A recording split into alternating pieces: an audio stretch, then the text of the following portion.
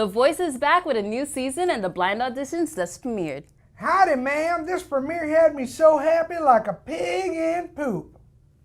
Why are you talking like that, Talentino? Because I'm going to go country like Blake and Kelly Clarkson to appeal to middle America. Cool story, bro. But anyways, in this episode, we discuss the new season, the comeback stage, and of course, our top 5 moments. Y'all come back now, you hear? Bye, Talentino. Bye. At Talent Recap, we cover all talent competition shows, including America's Got Talent, Britain's Got Talent, The X Factor, American Idol, and The Four. But now we're going to talk about The Voice.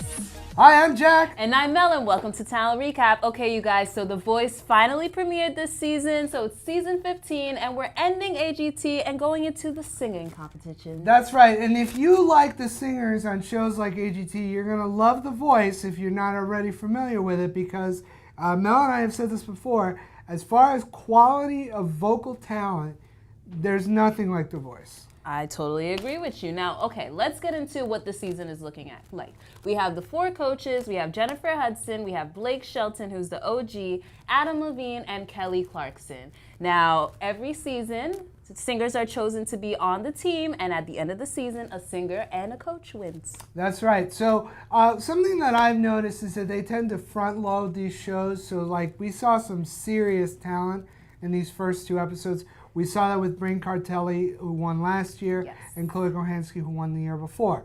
They were in the first couple of episodes. So we saw some definite contenders like Sarah Grace, Kennedy Holmes, DeAndre Nico. They were all great, but we're going to talk about them in a minute. So J-Hud is back. J-Hud is back. Kelly Clarkson is back as well. So I love the dynamic of her and Kelly in the season because they both come from American Idol, you know, the original singing reality show.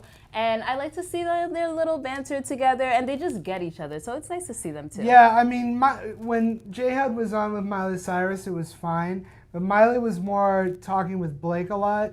And now it's fun to watch all of them. Yeah, Kelly and J-Hud, because they do have a lot of energy. So, and of course there is always the Blake and Adam, the frenemy, bromance, whatever they feel like being that day. Yeah, they're gonna either hit each other or kiss one of these days. It's definitely gonna happen. So a new thing this season is the comeback stage. Yes, it is. Now this is where the singers who didn't get a chair turn or were eliminated, they get a comeback. Right? Yeah, so this season we know there's a 5th judge, Kelsey, who actually chose somebody from this week already. Yeah, Ayana Joni, and she gets another shot. So she didn't get a chair turn. So now Kelsey is like the 5th judge on the show. Now what's interesting is that all of her stuff is going to be done online on YouTube and on the app. And then whatever the result of all that is, then gets transferred back to the show. Into the actual show. Now, how are you feeling about this? That means somebody gets to come back. That means they were eliminated, and now it's like, yeah, you got a shot. You know, like the 4 does it, you know, so it's not unheard of, but I always wonder, like, look, they can't take everybody, you know, sometimes people get eliminated. And is it fair? Because it's very subjective. Like, who do you bring back, you know? I'm going to say, you know how producers are. They like to do their little sprinkle. They can't control votes and stuff, but they can control, you know, a few things. And I feel like this is a way for them to do that. But it's also good to see people get a second chance. Sure. I love to see a good comeback. So hopefully somebody, you know. This is fun. Oh, thanks. Yeah. It's like a car wash. We're flying here.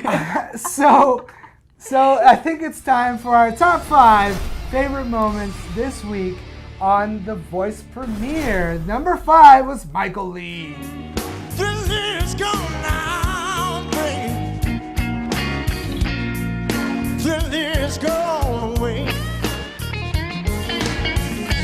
All right, I am feeling this guy. Yeah. I mean, he gave us the blues mixed with country, and that just screams The Voice audience. I mean, yeah, seriously. So he's saying The Thrill Is Gone by B.B. King with like a country vibe to it, which is not surprising that he went with Team Blake. Blake has won with this combination of soul and country before with, for example, Sundance Head. I loved his performance because he was very confident on the stage. I actually was shocked that Blake waited last minute to turn for him because I was at my edge of my screen like, is he not going to choose him? Like, Blake, what are you doing? What's going on? So it's good to see that he did that because, yeah, that's a match made in heaven right there. Yeah, and he might have done it for dramatic effect. Of course. Because, you know, he knows what he's doing. Number 4 was Rada.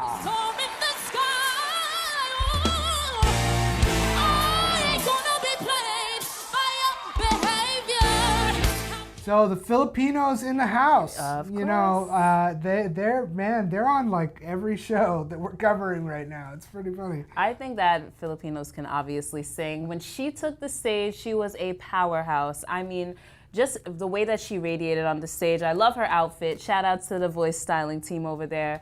Her voice was just impeccable. You know, it's funny. I knew that Adam would probably end up blocking J-Hud from getting her. That was like such an obvious thing about to happen. Yeah, she got so mad. It was funny. She's, you know, Rada's what my old vocal coach would have called a belter. You know, she belts, you know, more than anything. Now that, she needs to be careful though, because that can get old. Yep, real quick. You need to find, you know, it's impressive, but you need to find levels in the song, you know, where you go a little lower, a little whatever, and you show, it's because it's hard to show different emotions if you're just belting. And also one of those things is it's really, really, really strategic of you to know when to reach your peak on the show. You don't want to reach your peak too soon because it will not play in your favor. So. Nope, not at all. Number 3 was DeAndre Nico. Although it hurts, I'll be the first to say what I was wrong. So this guy, he sang "When I Was Your Man" by Bruno Mars. Great song choice. He went with Adam, which was interesting. Another season, another us wondering why people choose Team Adam. I mean, I like Adam Levine. As like, I bet we could hang out and have a beer, but I don't know. He doesn't win a lot, is what I'm saying. Barely. Like, Barely. what, twice? Barely. In like 3, I'm sorry. Don't come at me.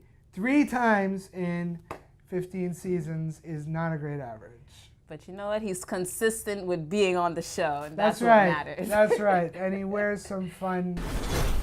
Number 2 was Sarah Grace. Honey, won't you, honey, can't you? I have got to want it, baby. Won't you please say no? And she sang like Ball and Chain by Janis Joplin. She's kind of a bluesy rocker chick like Janis Joplin. Yep. Actually, she kind of reminded me of Courtney Hadwin on AGT because she was the Janis Joplin. What is it with all these young girls being Janis Joplin? I don't know. She's a legend. So she went with Team Kelly, which I think is a good choice because Kelly too is the rock. I mean, of the 4, she's the rocker chick. Kelly is actually very interesting because she has like that rock vibe, the pop vibe, but she can also go very soulful if needed. So I think that was a very good choice for her. I mean, who can forget Since You've Been Gone? Since You've Been Gone. Yeah, that was I can't sing, you guys. That was hype. That was hype. But number 1 was Kennedy Holmes. So I know that you're close enough to hurt me. No, I won't ask you to. So only 13 years old. This girl is so amazing. I mean, I saw that this was leaked earlier before the show even came out, and still seeing it on TV, I was shook. I've never been so shook by somebody on the Voice stage. I'm gonna say it now. I think that she has total potential to be a winner, just like Blake said. I know, and she ended up on Team J-Hud, which I think is definitely the right thing because J-Hud understands like that soulful kind of voice like Kennedy has.